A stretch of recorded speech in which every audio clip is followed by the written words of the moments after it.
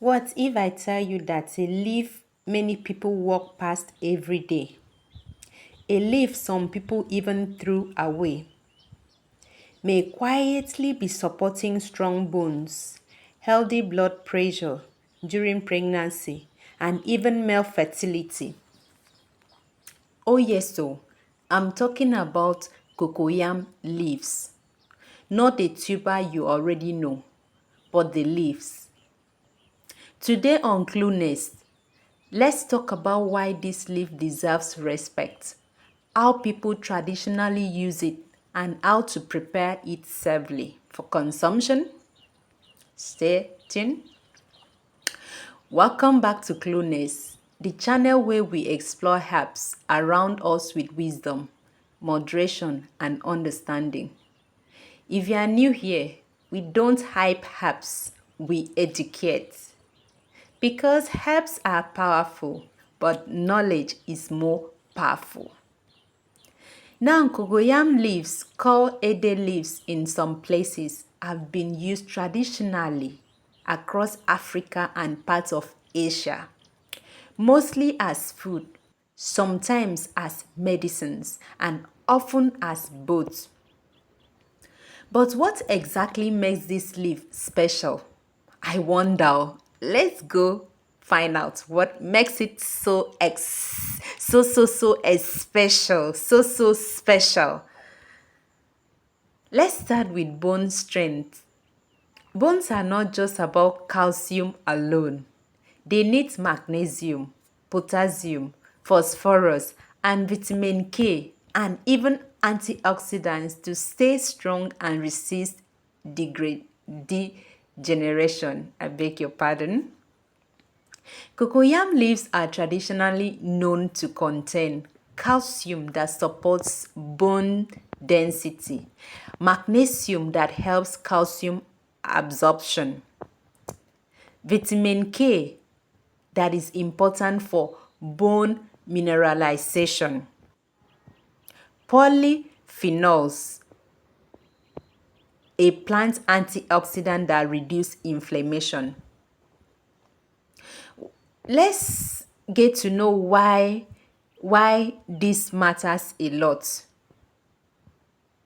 Inflammation and oxidative stress are silent contributors to bone diseases like osteoporosis and joint weakness. When cocoyam leaves are properly cooked, they can support the body's natural bone maintenance process, especially when combined with a balanced diet. This does not cure bone diseases, though, but it may support bone health. Don't forget that. So you wouldn't go about saying I said it may cure bone disease. No, dear. How does it work for male fertility and sperm support traditionally? Let's go and discover it. Now, let's talk about something many people whispered about: male fertility. Did you hear that? I say some people talk about it, some whispered about what to male fertility. The oga, the thing where they, yeah, that bit in between the oga's leg, the machine, the gun machine, the way they, yeah. Traditionally, leafy greens like cocoyam leaves are valued improve because they improve blood circulation, supply zinc supportive nutrients, contain antioxidant that protects sperm cells from damaging. And oxidative stress is one of the enemies of sperm quality. Don't forget that, my dear, my beautiful Mwanyoma. I say you should not forget that oxidative stress is one of the enemies of sperm quality. So when your man will have a low sperm count, you won't be blaming. Rather, you should look beneath what could have caused it so you can find a solution, a proper solution for it. So oxidative stress is one of the enemies of sperm quality. Antioxidants such as flavonoids, phenolic compounds, vitamin C like plant compounds helps neutralizes free radicals in the body. Yes, and this is why coconut leaves are often eaten as vegetable soups, not taken as raw medicine, no, not raw medication. Yes, they are eaten as vegetable soups, not taken as a raw medication. You don't take it, you don't pluck the cocoyam leaves and start chewing it rawly and say, I heard on Glonest channel, the lady says we should eat it raw. No, no, no, no. You have to prepare it into your meals, depending on the kind of meals you want to put it as a green leaves. Again, this does not replace medical fertility treatment. It supports overall reproductive health when eaten as food. Some in our side, we use it to wrap our ekpang kokwo. We make ekpang kokwo with it. Now, talking about blood pressure and pregnancy care. Now, this part is very sensitive, so listen carefully. Listen very attentively. Cocoyam leaves are traditionally eaten by many families because they are low in sodium, contain potassium, which supports healthy blood pressure balances. It also helps reduce water retention when properly cooked. For pregnant women, maintaining healthy blood pressure is critical during this stage. For pregnant women, yes, maintaining healthy blood pressure is paramount. It's critical. It's very important.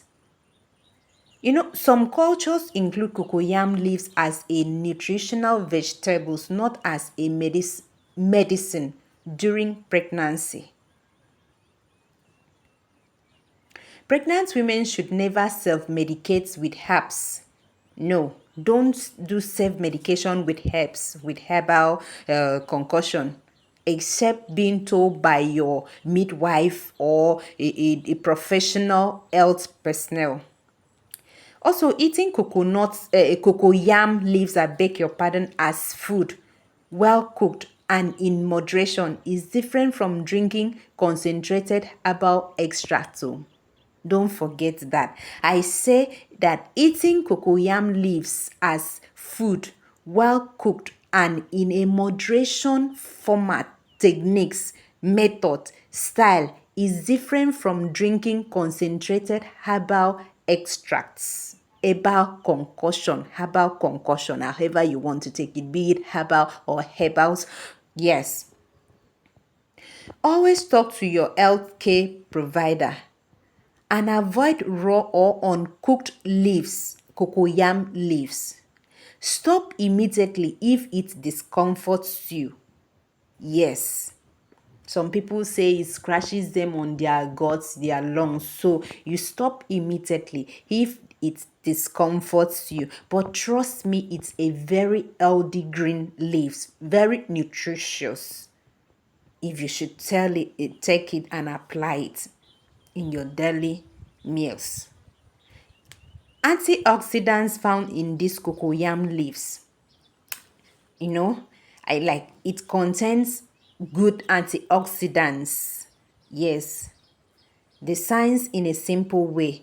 Cocoyam leaves contain natural plant antioxidants such as flavonoids, which helps, like I said before, to reduce inflammations. Tannins, which supports gut and immune balances. Polyphenols, which fight oxidative stress, especially as I talk about your Odogo's machine gun. Chlorophyll, which supports detoxification, that supports detox pathways.